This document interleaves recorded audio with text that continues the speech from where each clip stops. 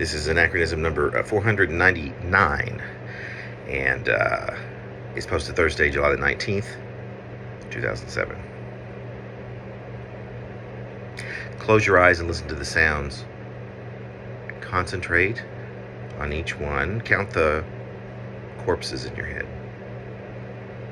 Close, count, concentrate, corpse. The fine day. Another partition. Another evocative hint. That's a lazy-ass way of looking at it. I'm always to be in fact, like purple blossoms in the courtyard and Philip Whalen on the bus.